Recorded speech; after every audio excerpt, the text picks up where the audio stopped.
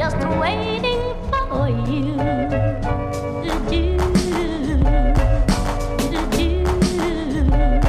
Hey everyone, thanks for joining us for episode 6 of the Brooklyn Fishing Club podcast. Tonight I have with me one of the longest running members of the club, Jim Thompson, very good friend of mine. We've been through a lot together since the early days of the club.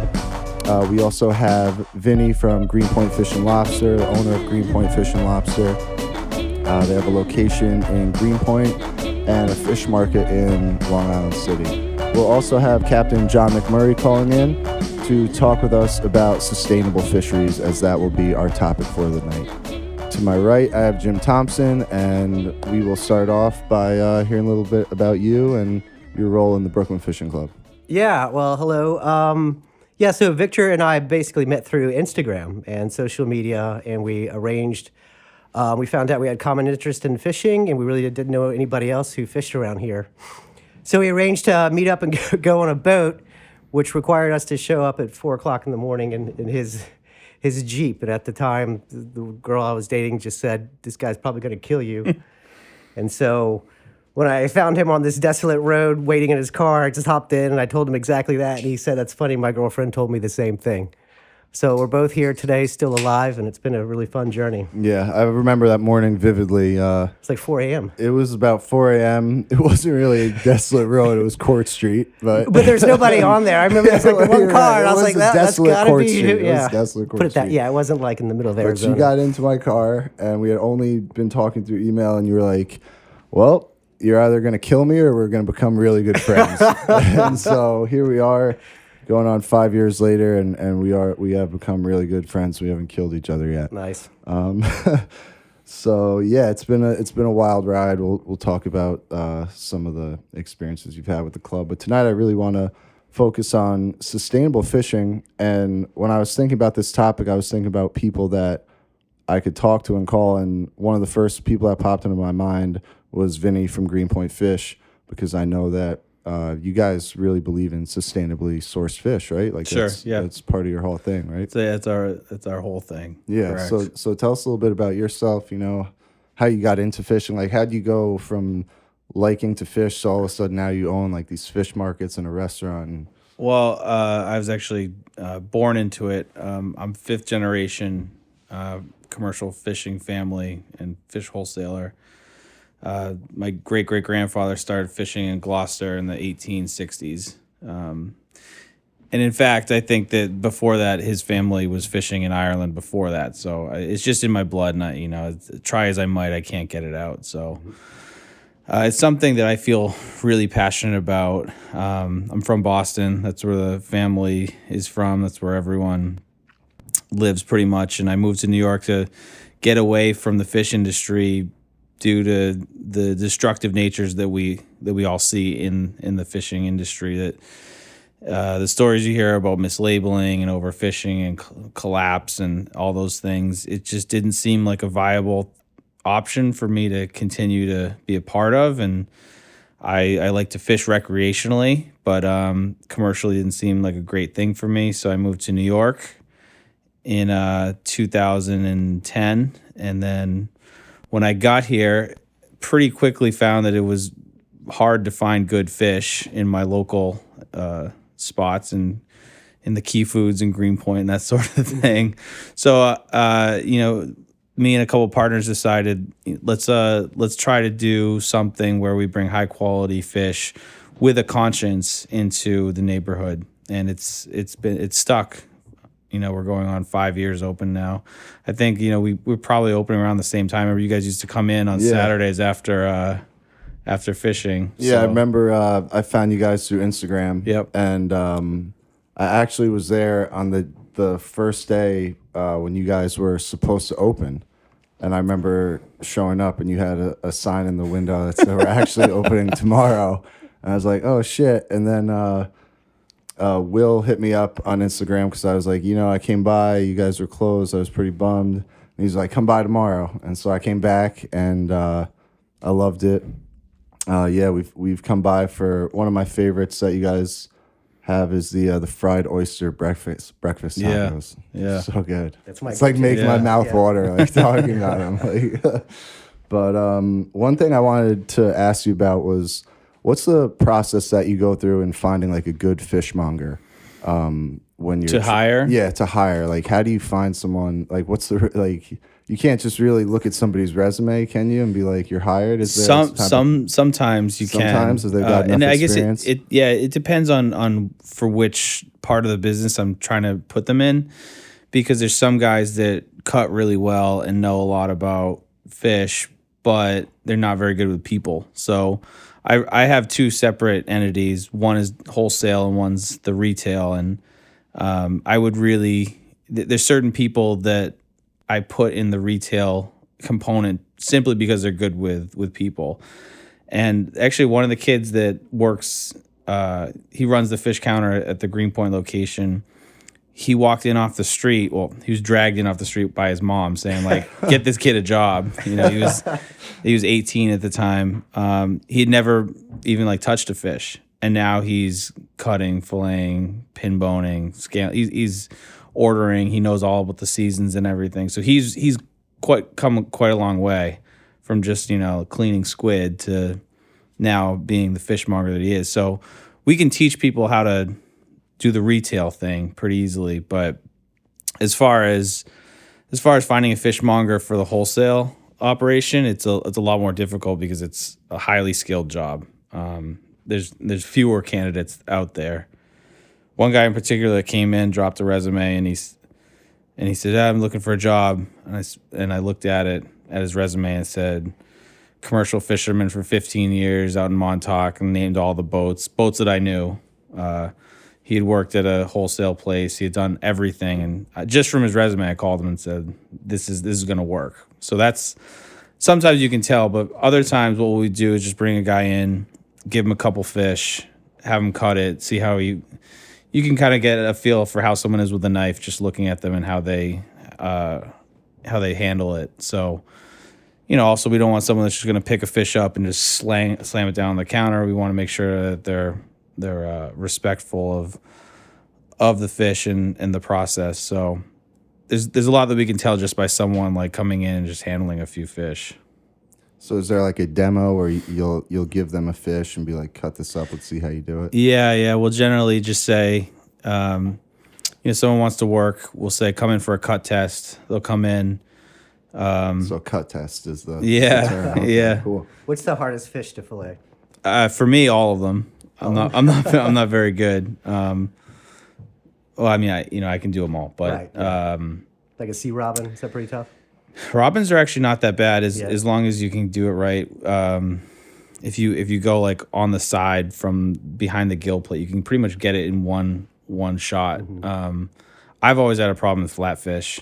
I leave so much on the bone. I mean, a lot of those salmonoids are really unforgiving too. You know, like you don't have your knife all the way down the spine. You can see it, and it's just like the waves in the fish. It just doesn't look pretty. And that's something that like we would want to make sure that someone that's a retail cutter is going to be producing retail quality fillets. You know, because something that's going into the kitchen can be a little hacked up. Mm-hmm. You know, it's getting cooked, but you want people to come in and see a fish market on display and see beautiful fillets that are cut perfectly. So, you know, my hack jobs can do almost anything, you know. And if we go out fishing and I bring home a couple porgies or something, I'll cut them in my kitchen and that's fine. But I'm not doing that, you know, day to day at the retail shop. We had a question from one of the fans. They wanted to know what do you guys do with like the pieces of the fish that aren't used? Like if there's some meats, like say there is a hack job, you know, what goes on with like some of the meat that's still left over? There's quite a bit that we can do with it. Mostly it goes into chowders. You know, there's the little pieces that can get chopped up and thrown in chowders, and that's generally a pretty good utilization for it. There's one company in Brooklyn that just launched a pet food line of things, and so they're making little bits of pet snacks and things out of those non-used pieces, which I think is brilliant.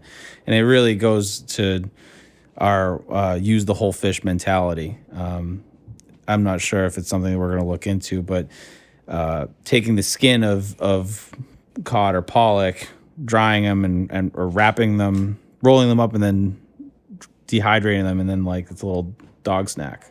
I think it's brilliant. It is. That's cool. Yeah.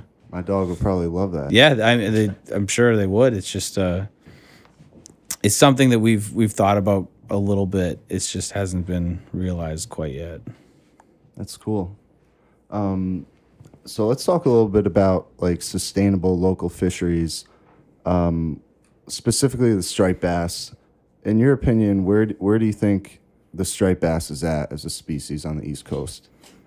It's one of those,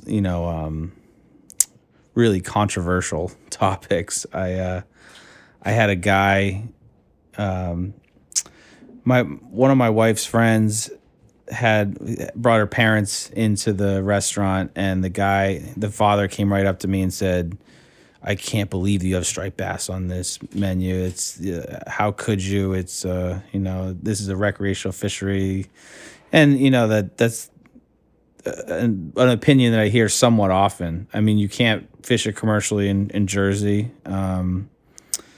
There's a lot of people that feel very strongly about this topic. Me personally, I think that the science is pretty strong that there's a good amount of biomass in the water, and that it's been regulated enough that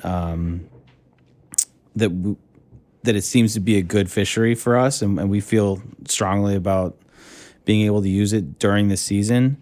Something that I actually feel very strongly about personally is about the seasonality of things. I generally don't like to buy things out of season, and I think that's what makes my wholesale program a lot more difficult for me to run, but also differentiates us from everyone else, is that we don't have everything all the time.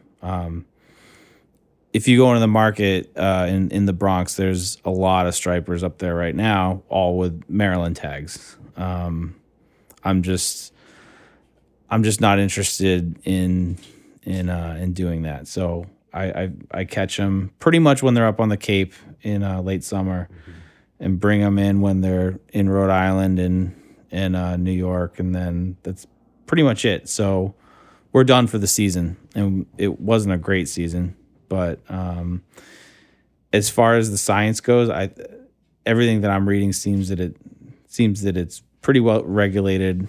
If something changes, we're an open book, and we love to share all the information that we have. And if someone has better information than us, I'd love to read a study and take a look and make an assessment from there. But I think that the best thing that we can do as consumers of fish, not just fishermen, is to just think a little bit more about what we're eating, and just know that our choices have consequences. So you can't eat the same thing all the time forever and expect it to always be there. So Do you find that your customers understand that? No. They come in, they don't.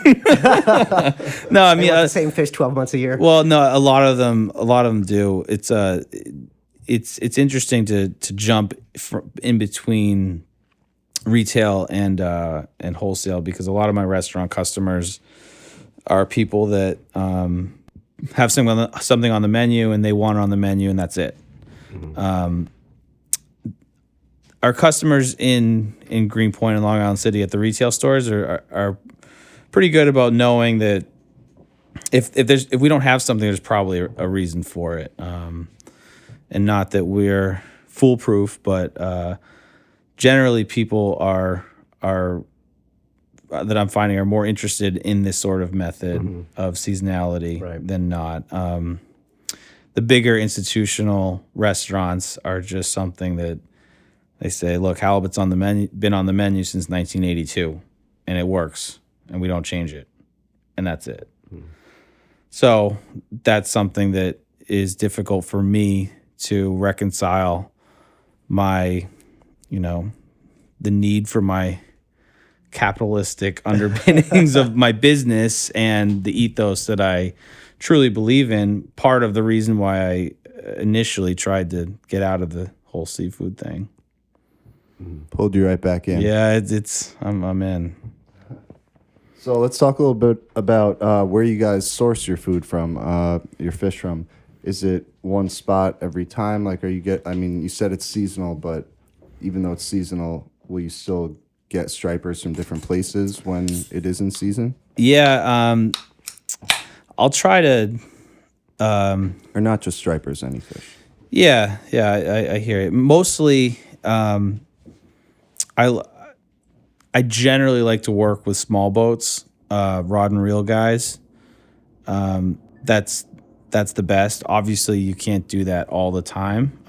But Why is that the best? generally, it's the best quality. There's people aren't going out for long times. The commercial fishermen, and of course, this is like a broad generalization, but they seem to take better care of the fish. A lot of guys that I deal with in the summer out in Rhode Island or Connecticut or East End, Long Island, or in Jersey, really, are great at handling their fish, bleeding, salt brine that comes in perfect form. And it's also, a targeted species. So, if they know that they're going to go out and hit their black bass quota, they're going out to hit it and they get it. And then they come in or, then they'll hit scups or whatever else. But it's not something that they're just out there just dragging and picking up anything they can, which, not that there's anything wrong with certain sort of net fisheries, but generally I like to stick with as minimally invasive as possible. So that's not always it's not always possible to do year round. So I'll float around. We not as a rule, but something that we like to follow is just local and as local as possible and as minimally invasive fishing technique as possible. And then when things dry up, then we'll go elsewhere, like to Alaska for salmon or we have a great aquaculture program for farm fish all over Europe and Iceland and those sorts of things. But in general, I find that the small boats just seem to be able to take care of things in a better manner. So that's generally where I like to stick to. And we actually run into a bunch of different theories about what people should do when they catch a fish to maintain its integrity the best way. Do you have any recommendations on what to do immediately after you catch a fish until you get to get home? Bleeding is a pretty good one. Bleeding it out, yeah. Yeah, bleeding it out. Not that you really have to. If it's just an hour or two, it's probably not going to make that much of a difference. But when you're talking about 2,000 or 3,000 pounds over 20 or 30 boats being shipped and iced, and then I might have that fish for 3 or 4 or 5 days, it really helps to have the bled right away. And a lot of guys do like this salt brine on board, just in like a vat. And what is that? It's just like an ice slurry. Okay. And it just keeps the integrity of the fish. Not everyone does it. Not everyone can do it because it's somewhat prohibitive in space and time and those sorts of things. But I would say just as long as you get it on ice as quickly as possible, you're never really gonna have a problem. Guys who leave things out on deck for hours, it just kind of bothers me a little bit. Me too. So when you're going to the market to buy fish, what are some of the qualities in the fish that you're looking for? I'm not in the market too much. I do a lot of direct shipping. A lot of my a lot of things are done just through text, and people just essentially radio in, say I hit my limits on this, and this, and I just say send it, and then we'll figure out a price the next day. Usually when the market closes, but I'm in the market, a couple times a week, checking things out, getting prices and things. And there's a lot of good fish in the market, contrary to popular belief. But there's also a lot of really bad fish in the market too. You can kind of tell right away just by looking at it. One thing that drives me crazy is when people come in. There's all these little tricks that people have. Check the eyes, check the gills, those sorts of things, and that's fine. But like when someone tells me that this fish isn't fresh because the eyes are cloudy, I'm like, well, number one, I didn't know you were going to eat the eyes. And number two, I know that it's fresh because, the guy who caught it sold me everything that he caught yesterday. Then he went out catching today. Now I have it. You know what I mean? Like, especially for a lot of these boats, I have to do, I have a federal dealer permit. And essentially the way it works is the fisherman reports his catch to the government, and I report what I bought to the government, and they have to match. It's a way of like keeping things in check so that people don't run over quota and that sort of thing. So I know that he's not going to risk his license. I'm not going to risk mine. This fish is definitely fresh, but people are telling me it's not because the eyes are cloudy. And there's a lot of different reasons why that can be. One being that, fish metabolize oxygen differently when they're underwater. So when they come up, like sometimes things just happen differently. Sometimes you can get a fish, beautiful, big, clear eyes, bright red gills, all the oxygen's still in the gills, real firm and nice. And that fish could be 3 days old. And you can have something right next to it that was caught a couple hours earlier and have some cloud in it. And it's not completely dispositive to say, if you see a cloudy eye, then you must throw it away. That's good to know. It's something that, obviously it's a good rule of thumb, right? You go in, you see something that doesn't look right. It's probably not, but it's not something that's a completely exhaustive method of selecting fish. And I think that once you've been around it for long enough and you know what to look for, you can pretty much just open a carton and just see. Smell is obviously another big factor, that you can kind of just smell it. So the other guests we're gonna call in right now. This is the first guest we have that we're gonna have by phone, and I told him I'd be calling him around 7, and it's around 8, and I hope he's not upset. But it is Captain John McMurray of One Last Cast Charters. I had the chance to fish with John over the summer. We went offshore for yellowfin. It was one of the most intense trips I've ever done, and I was not ready for it. I got my ass handed to me. It was heavy tackle, casting a 16-ounce popper over and over and over again for 8 hours, and I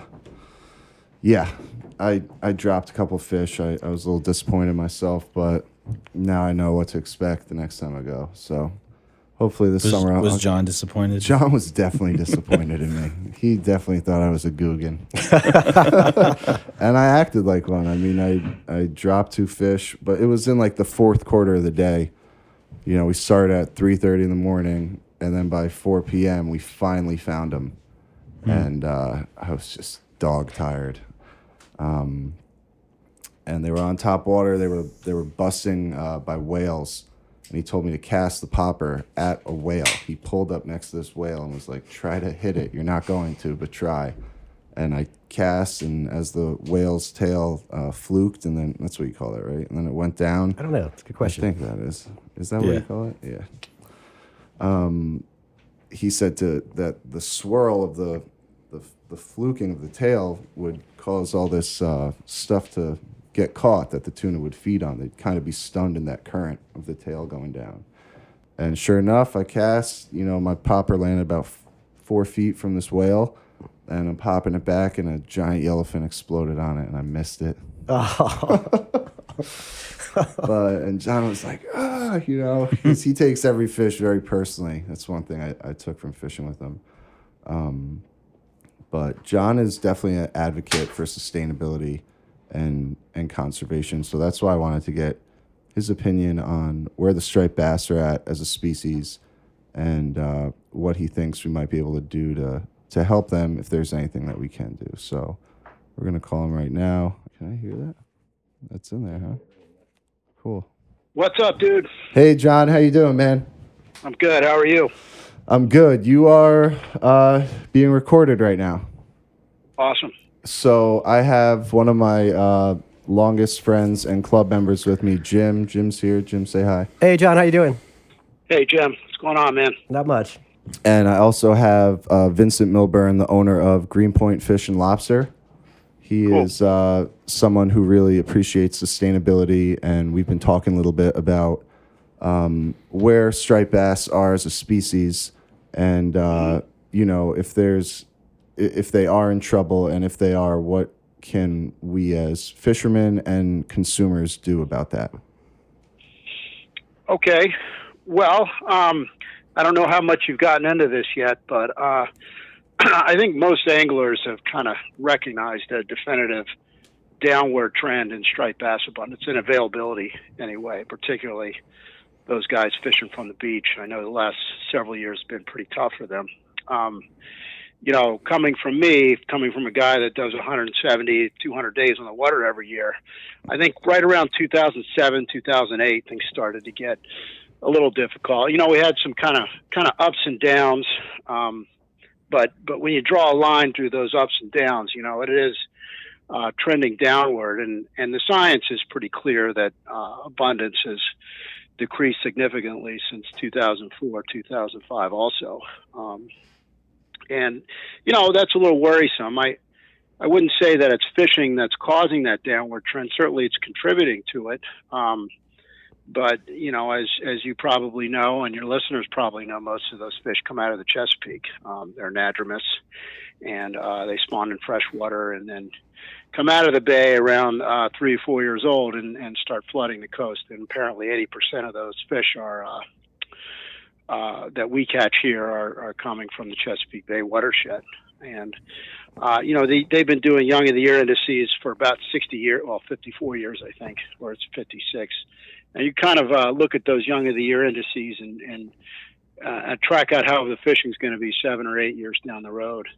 And we've had a bunch of average to below average young of the year indices, with a couple of good ones, 2015 and 2011.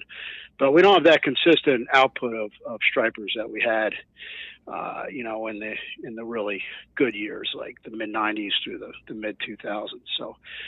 So yeah, it is trending downwards. What can we do to kind of stem that trend? I think we need to adjust fishing mortality, and the commission has done that to some extent.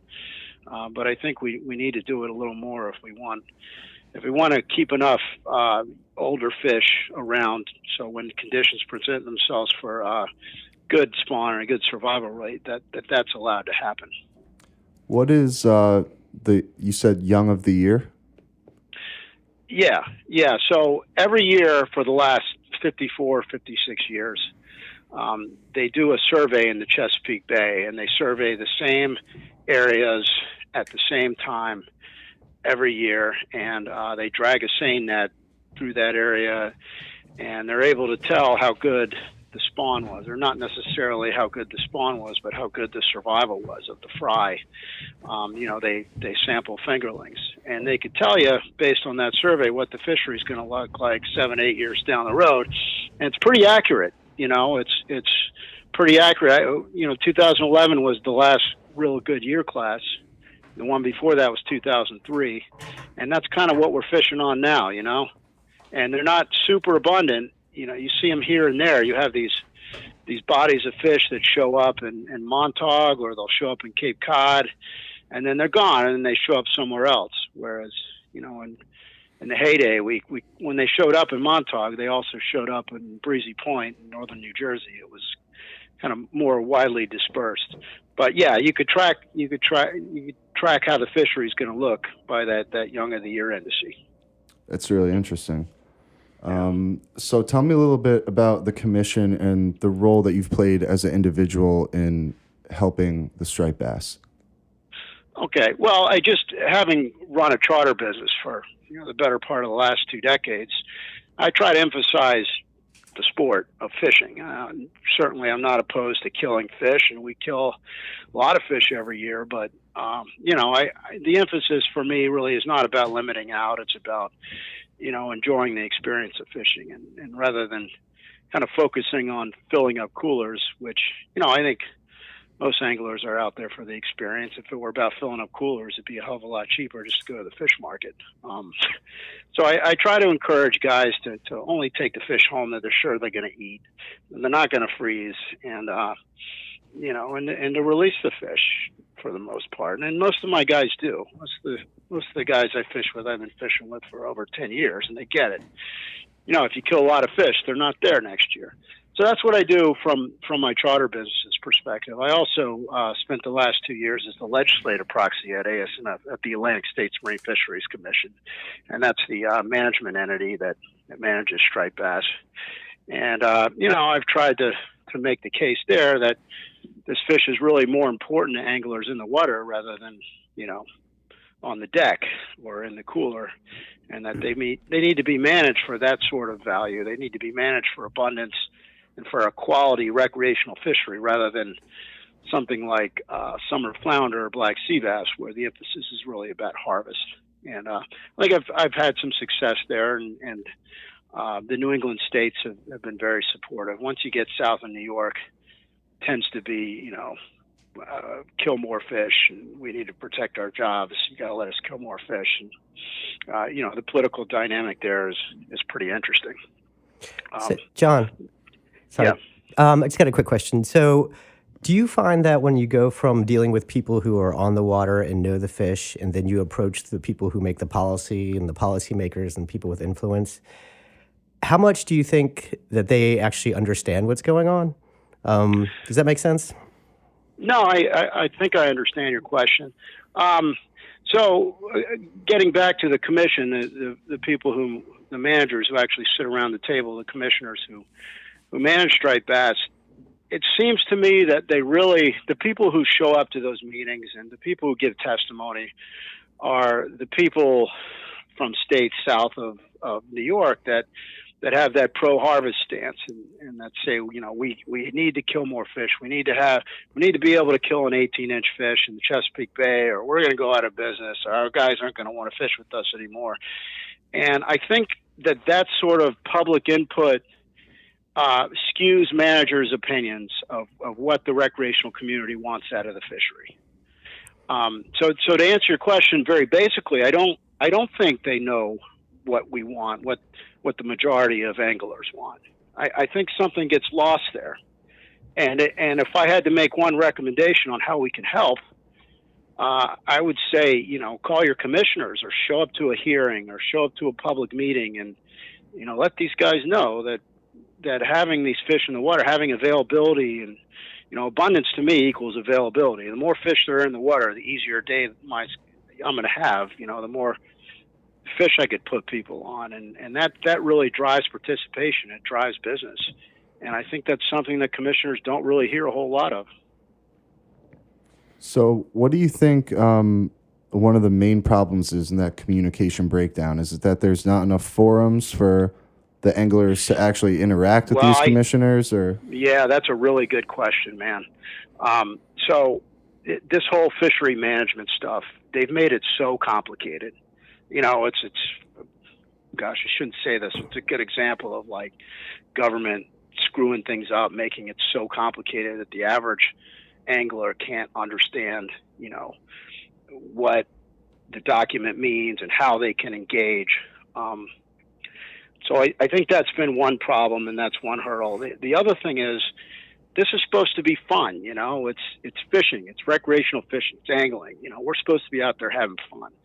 And most of the guys that do it on the weekend, do it when they don't have to work. The last thing they want to do is show up at a contentious public hearing, where you have divergent opinions and it's unclear on what you're supposed to be commenting on and what you're supposed to say. I think that's been a big hurdle too, in preventing that conservation-minded recreational voice from being heard. One of the things that I've done with some partners is that we've started a website called fisheries.org, FISSUES.org, and the intent really is to try to dumb down these management documents, for lack of a better word, not to imply that fishermen are dumb, but to make it more understandable to Joe fishermen so they can understand what's going on. And we also try and provide folks a forum to engage, to submit public comment, what they should say, and try to guide them through the process. And that's something that we've just started to get off the ground. That's really interesting. So that's fisheries.org? Yes. Yeah, I've checked out a few things on there. I really like what you guys are doing over there, man. Cool. Thank you. So you do a lot of fly fishing in Jamaica Bay too, right? Or just fishing in general in do. J Bay? Well, I want fly fishing. I want to ask you a little bit about fishing in J Bay because sure, man. I've noticed that over the past few years it hasn't been as good, and I could be wrong. I don't fish there as much as you do, obviously, but how have you seen J Bay Jamaica Bay kind of change over the years, for better or worse? Yeah, no, I think that your view of Jamaica Bay is pretty accurate.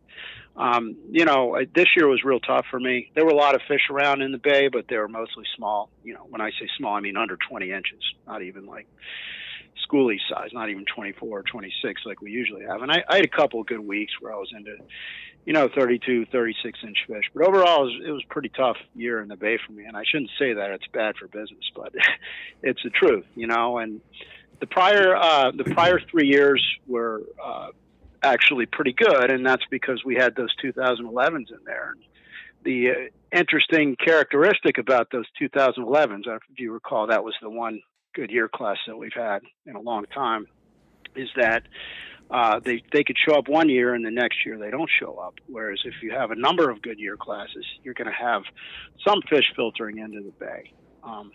So I don't want to say that Jamaica Bay is done. I think, it's probably the best place to fish in the early to mid spring and sometimes in the late fall, but it's certainly trended downwards, certainly this year. And, hopefully next year will be better. But yeah, this year was tough, man. Yeah, I agree. Would you agree that the spring has been better than the fall around New York City for the past few years? Yeah, I think so. What do you think that is? What's that about? Well, I think it has more to do with bait concentrations. Now, I mentioned this year was tough. The prior 2 years, I guess would be more accurate, I had fair to good fishing, and that was because we had all those peanut bunker, all those juvenile menhaden back there in the spring, and that was unusual. We usually don't have those until the fall. And we didn't really have them in the fall at all this year. So there's some weird stuff going on there, shifting patterns and bait concentrations. But to me, really, menhaden kind of drives that fishery. I kind of live and die by menhaden aggregations. Interesting. So what are the regs for the people that harvest bunker around here currently? That's a really good question. I know that we have a state quota. I'm not sure what it is, but it's not very constraining. New York's commercial fisheries for bunker are not the sort of large-scale, high-volume, low-value fisheries that you find in Virginia or in Massachusetts. It's mostly fishing to supply the bait and to supply the lobster guys. So I don't think that New York's commercial fishery is really catastrophic to menhaden aggregations. I think that the omega protein and the big boats that come out of there, sometimes they come up to our waters. They have to stay off for 3 miles, but they knock the shit out of those menhaden, and that affects what we get inshore.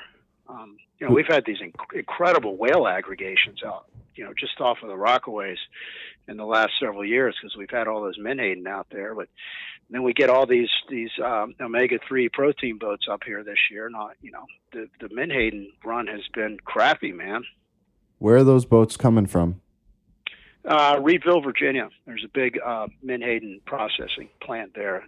They grind them up and boil them down and reduce them to fish meal and fish oil and that kind of shit. So are the boats they're coming up from Virginia, or that's just where the bunker is going? That's where the bunker's going, and the boats are coming up from there too. It's a big operation down there. Yeah, it's interesting this year that we never had the boats come this far north, and I'm wondering if they wiped out their bunker down there, and now they're coming up here to take care of ours. Generally what I've heard. Yeah, I'm actually from Virginia, and so I kind of grew up around there and fishing those waters. And you see them. I mean, technology's gotten these boats to the point where they can just scoop up the fish. And a lot of times you'll be out fishing, and you'll see their spotter planes. They send out the spotter planes. Yeah. And when you see a spotter plane, you're like, oh, here we go. Yeah. And sure enough, the boats follow. This bunker don't stand and a chance. Put out the nets. Yeah, and that's a bummer, man. It really is. The worst part of the whole thing is that there's really not much good evidence that the omega-3s are even really doing anything.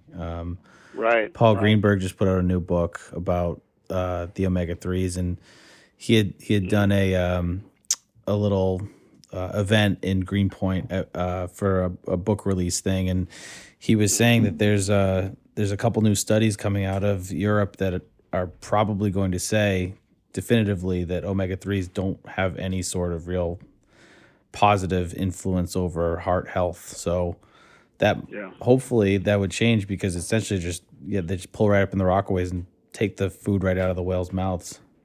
Yeah. Well, it'll be interesting to see if that drives the market for fish oil and that sort of thing. It may or it may not. Yeah.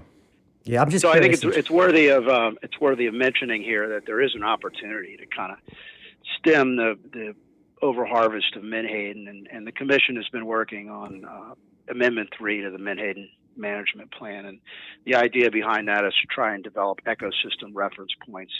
In other words, develop the science that would show commissioners the trade-off between leaving some fish in the water and extracting it.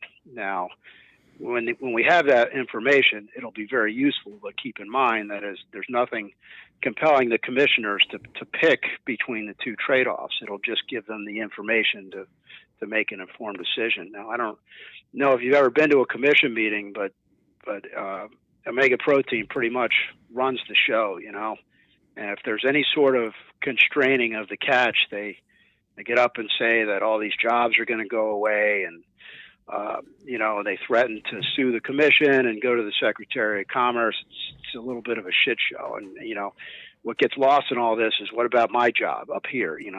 What about everybody else who depends on me? What about the whale watch operations? And that doesn't really get emphasized as much as it should. I want to throw this question out there to everybody that's on air with us, but specifically to you, John.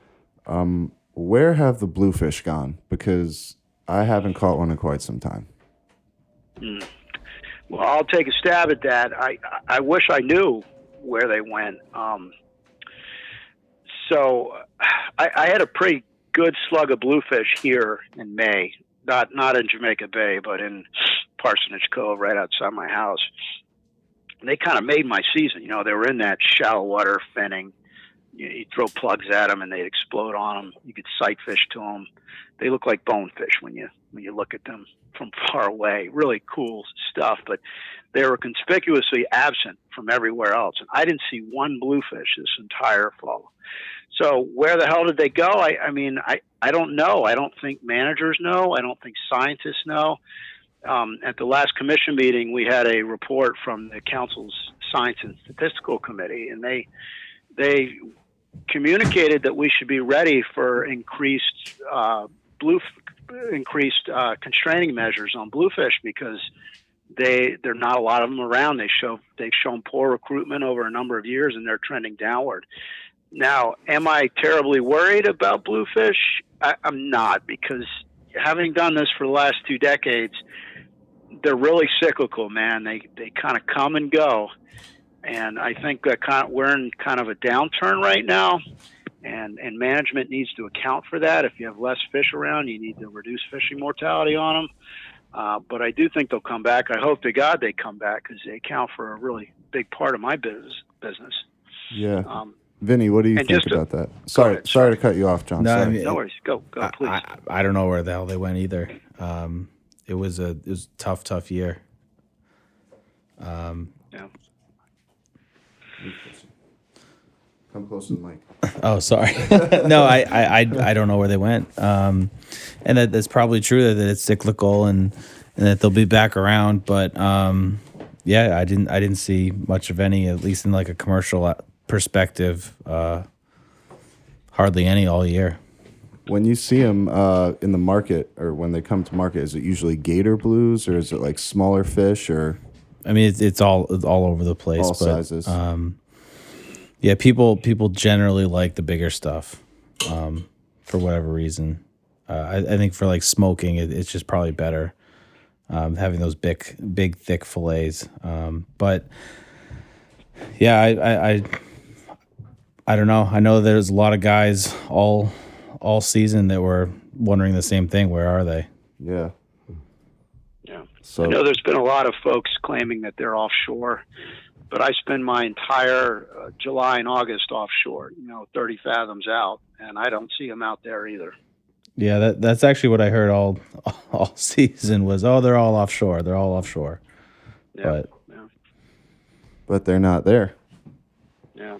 Who knows? So who knows where they are? Maybe they're off by the Flemish Cap. Who knows what they're doing?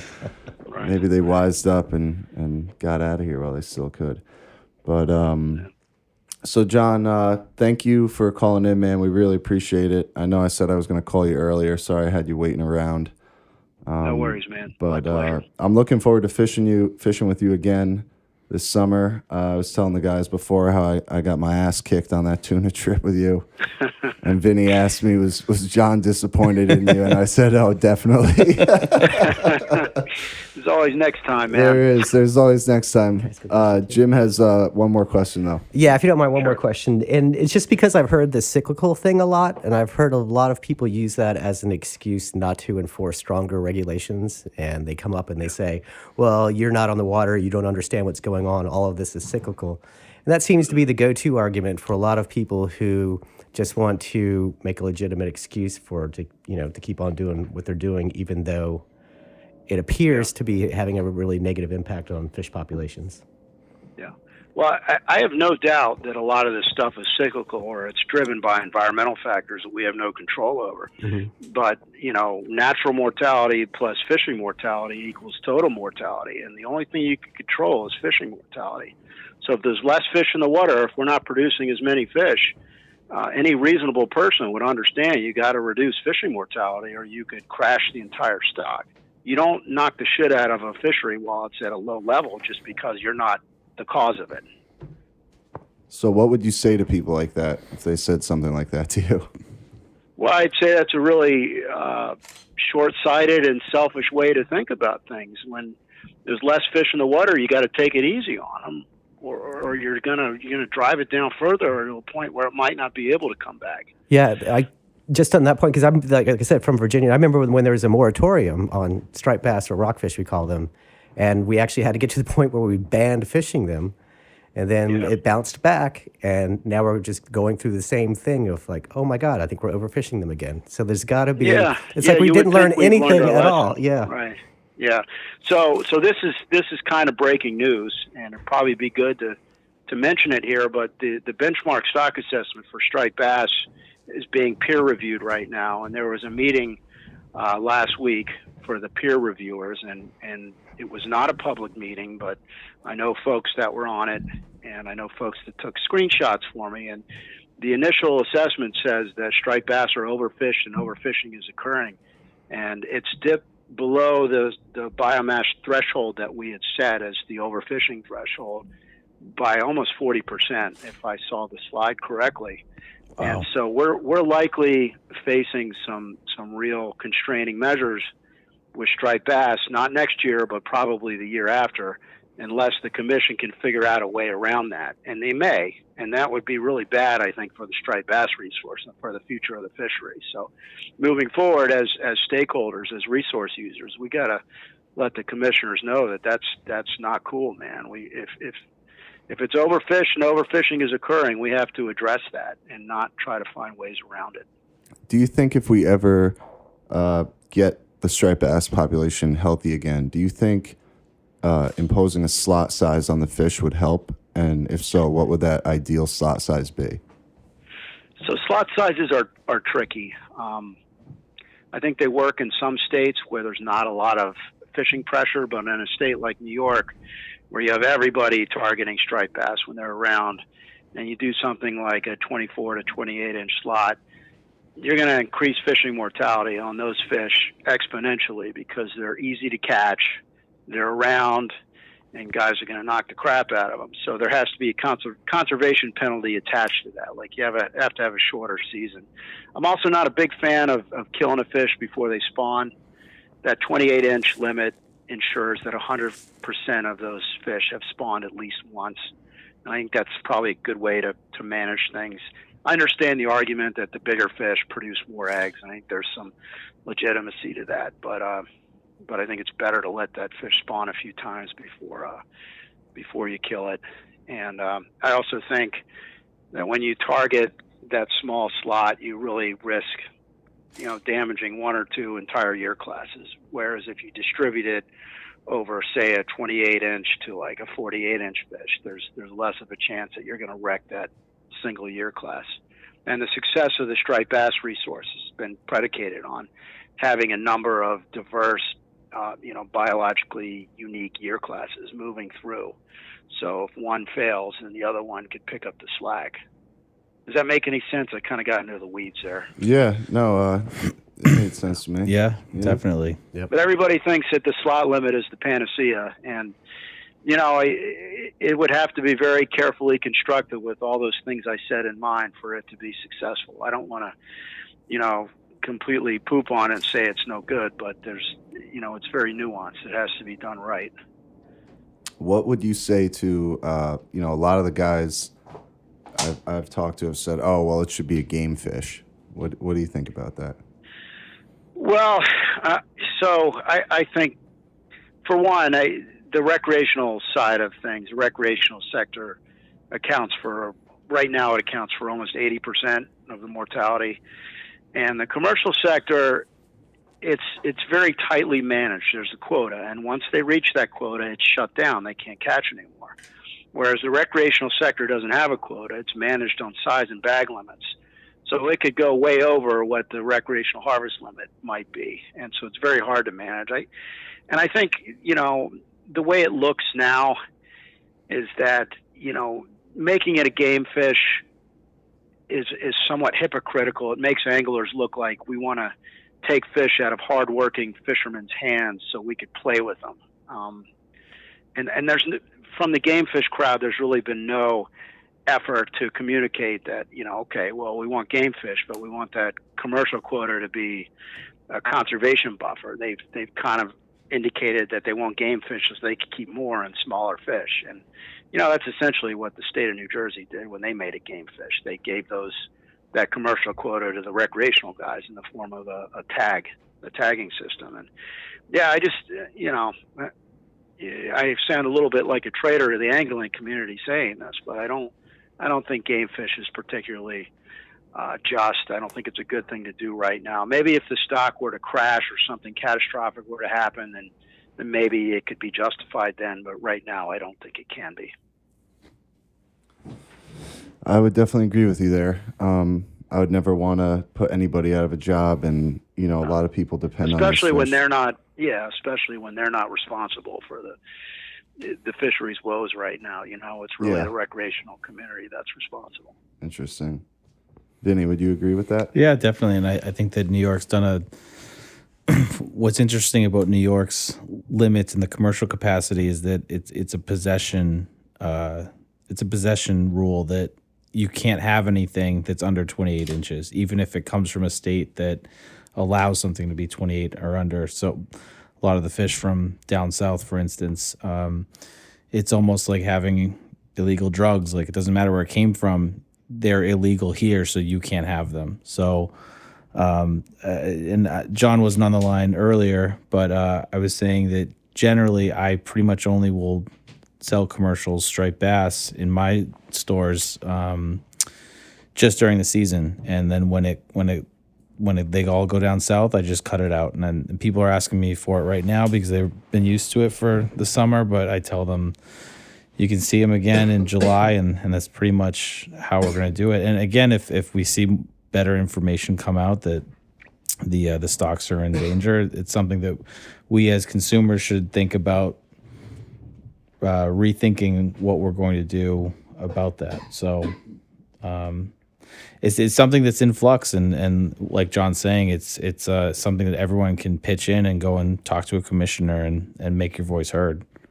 John, who is the person that we should talk to? Like, what's that person's name? Well, there's three commissioners. There's Jim Gilmore, who is the head of the Marine Resources Bureau at the New York Department of Environmental Conservation. He's kind of the head guy.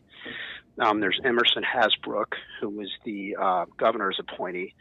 And then there's Senator Phil Boyle, who is the chair. I don't remember the name of the committee, but it's the lead on ASMFC. Those are the three guys. You could find them on the ASMFC website. It's asmfc.org, and their contact information is there. And I think it's always good for commissioners to hear from constituents. I know that when I was a commissioner, very rarely did I get those emails, but when I did, I certainly paid attention to them and tried to respond and try to take those opinions into account. I think there's a bit of a stigma around people that hold a spot like that, where it's like, you don't think as an angler that they're even going to actually read your email, but that's really good to hear that, you yep. liked it when people emailed you. Yeah, I did. What we don't read, what they don't read is form letters. If they get 100 emails about menhaden, they're likely to delete that are the same two paragraphs, are likely to delete those. But individual emails, with a personal story about how striped bass is important to you, how you don't want to see it decline, those are the ones that get read. That's good to know. You guys have any other questions for John? No. We're probably going to be signing out here, so if anybody Great. wants to say any closing remarks, now would be the time. I appreciate you guys coming on the show. I think we had a really good discussion, and I would love to continue this discussion. It's definitely an ongoing thing. Yeah, well, it's great to bring everybody together who have different experiences in the fisheries, just from the market side and the captain side and the angler side and recreational angler side. So this is like right in the middle of everything, because it is the fish that's in the middle of everything. Yeah. Yep, I agree. All right. Well, just got one more question from a fan, and I'm gonna leave it at this. How many voices does it actually take to make a difference with these commissioners, John? Sometimes one or two, man. Sometimes one or two. Of course, there's a lot of folks concerned. I think the last reduction that happened with striped bass in 2015 was directly the result of people showing up to hearings. We had a hearing in Stony Brook where there were a few hundred angry surf casters there, that were very articulate and had personal stories about striped bass, and I think that certainly drove New York's vote. Good stuff. Yeah, we're gonna do this again, John. I'd love to get you in the studio. I know it was tough for you to get over here tonight, but I definitely want to keep this discussion going, because we are trying to keep the striped bass alive. I mean, we all depend on it. We all love it. We love catching them. So we need them. We need them way more than they need us. So, Truth. We'll keep this going, and hopefully people that are listening will reach out to the people that you mentioned and email them and let them know their personal stories, and hopefully we can make a difference, because like you said, sometimes it only takes one or two voices, and that's very reassuring to hear as someone who sometimes I feel like there's just nothing I can do about it as an individual, but there is. Yeah. So, we can't give up now. And like you said earlier, now is the time to really make a stand and do something, because it's kind of like the breaking point that we're reaching here. So, absolutely. With that being said, John, thank you so much for joining us and lending all your knowledge on the subject.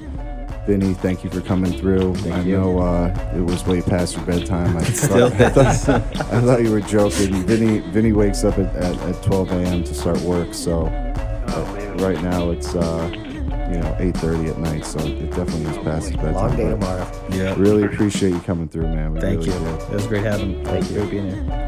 And Jimbo, as usual, man. I mean, always always a great time. John, Jim has been down since down with Brooklyn Fishing Club since almost day one. So, we'll definitely have to do some fishing with him this year. And like I said, John, I can't wait to tuna fish with you again. It's going to be a long winter thinking about losing those yellowfin, but it will drive me to be successful next year.